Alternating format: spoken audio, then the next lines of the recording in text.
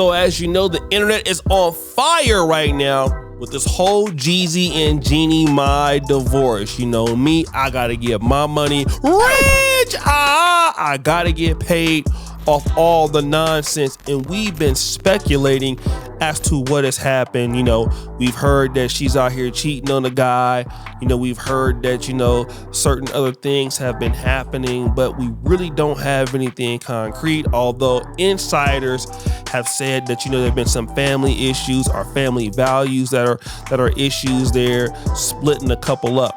But there is one person here that I believe has the best information on this, and that is Funky Dineva, who's also a YouTuber and also somebody that is a reoccurring guest on Fox Soul. Okay, so I think that so far what I've heard across the internet, I believe that Funky Dineva makes the most sense. And we're gonna check out what he has to say about one of the real reasons, or some of the real reasons, why Jeezy and Jeannie Mai have split up. Let's get into the video. Well, Funky, what is your thoughts on it? Baby, I ain't got no thoughts. I got the tea, bitch. Okay. Oh, what's the So I got the bitch. I got the tea. Okay, so y'all know I had to call up to Atlanta, baby, and find out what all the hell was going on. Because I know people who are in that circle. Y'all ready for the tea, bitch? Yes. Get to us, Lord.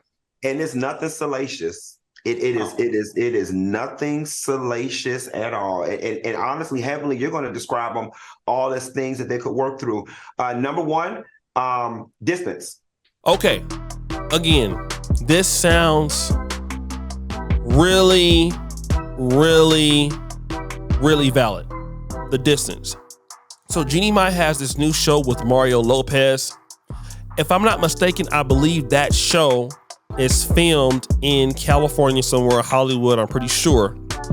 Jeezy is an Atlanta entrepreneur. He owns several real estate properties, divisions. He also has a record label. So they are far apart in distance. That's the number one killer in our relationships. They're both professionals. Probably don't spend a whole lot of time together, have to make time together. So that one definitely makes sense. Okay, like I said, this would make sense. Let's go to the second one. Not being in the same place often. So that was a factor from what I was told. Mm-hmm. The number two thing was she likes a social media relationship. He is a very private person. An example that was cited was that, you know, he would want to have a couple friends over. Next thing you know is she's got 50 people over and a party planner. All right, so this is very interesting. Let's go and pull up Jeezy's Instagram. Jeezy's Instagram doesn't have anything for the most part with her on there. Doesn't mean he doesn't like her or anything like that. He just is doing his thing and all of that, right? But also, let's look at Jeannie Mai's Instagram if she hasn't taken these photos down. I saw just the other day she still had Jeezy on there. She's very open with her life. I mean, she's even on talking about things about what happened to her with her mother on her own, you know, Hello Honey YouTube channel, things like that. Most guys, we don't like, and this is something that's true, I don't like hosting people in my house. Women tend to like to do that. They like to, you know, entertain guests. Sometimes we want to have small people here, but again, different cultures, you know, they like different things sometimes. 50 people, 60 people, wanting everybody in your business. A lot of men are not like that, you know what I mean? Like, even though you're in the social media space and you have things you got to do, that don't mean you want to be around everybody, because your life is never your own. Trust me, like as a YouTuber, I'm, you know, not even that big. People recognize me all over the world. I'm in Dubai, people know me. I'm in Kenya, people know me. I'm in Uganda, everybody knows me. So when you want to have your own personal space, you want to be able to just enjoy it with your woman or with whoever it is, instead of still entertaining other people, because you need your own time, right? So that also makes sense. You know, he didn't like all of that.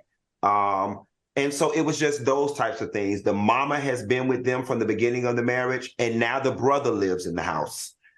Okay, so let's talk about that. Again, cultural differences in values was what separated these two, right? But I want to play a clip from Jeannie Mai's YouTube channel where, you know, you had the whole entire family there with Jeezy's family trying to blend this Vietnamese African-American union. Let's check it out. Decided to bring on her own Vietnamese dish. Or what did you make? Lobster. Wait, I forgot. Before Mama Mai made her dinner, before she made her dinner, the next day, Jay's family also throws down a Southern breakfast. So Papa Jay made grits, but like slow cooked grits that were so good. He sits there and just stirs them for hours until it's done. What is that? Grits. The white thing. Yes. Oh, like a soup. Yeah. Yes. Oh, that's a good one. Did you like it? Like a chow? Yeah. Yes, it's good. it was It's kind of good. like I porridge. Yeah. I hit it up with the pancakes. I did an amazing job with the pancakes. Did you try my pancakes? Mom? I think so. I tried a little bit. It takes so long. Yeah. It was just a great Southern meal. So Katrina and A lot of her family American hooked it up. food. Yes. It's good. Do you have a problem with American food? Nothing. It's good. It's not bad. Tell everybody what you made, Mom. I make the beef stew, and then your cousin, she make lobster. Jen, she make the good lobster. Yeah, big one like this. And expensive menu. too. And so when you look at it, oh, and by the way, like, remember, you're not getting lobster in the middle of the South anywhere. So Jen had packed lobster, fresh and frozen, in her carry-on luggage and brought it there for us to eat. So again, let me just tell you this, right? As African Americans, we don't have the same culture of our whole family living in the house, you know, like other groups where they could be from Africa, India, Asia. Our mom is not going to be, unless it's really a situation living with us, right? Or us living with our mom, or your brother is not going to be living in the house. But this is very common from somebody from the continent, somebody from Asia. This is not out of the norm. And, you know, like I said, you want your space, right? You know, people's moms is in the house. You don't feel so free. You know what I mean? The baby is there. The mom is in trying to run the house a certain way. And that's culture for Vietnamese people or whatever the culture may yield. But for African Americans, we're like tigers in the way. We don't like living in the pack. So we don't like being around a whole lot of people. And, you know, now we have the brother that's there, especially being Jeezy. You know, you don't want to be taking care of no other man. There's the mother, but they don't look at it like that. It's like, yo, I want your brother to get his shit and get the fuck up out of here. But, you know, she's like, well, you know, that's my brother, that's my mom. This is how we've always grown up. Again, this is why when you want to get married and date, you need to understand that, hey, this is what happens. Because a lot of times in these communities, I'm in Uganda right now. It's very common for somebody who's married in Uganda to just stop by your house. If it's in America or whatever, parents is allowed to stay as long as they want, eat your food and everything like that. But for us in the American community, that would be considered offensive if somebody did that. But that's not how it works in their community. Let's check it out. You see what I'm saying? So that's an issue to her brother. And then just other things like from what I was told, she likes to walk the daughter to school or whatever, and he's not for that, saying, you know, if somebody recognizes you and I'm oftentimes not home, people are going to know where we live, you know, so on and so forth. So they were all... Let's talk about that.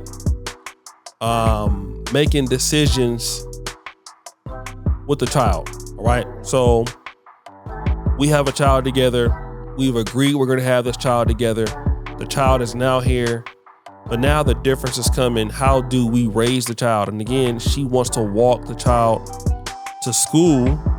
And he's like, okay, I am, you know, Jeezy, even though I don't have the beef with Gucci Mane anymore. You know, rappers are out here getting shot. It's dangerous, getting killed. So, you know, hey, this is my lifestyle.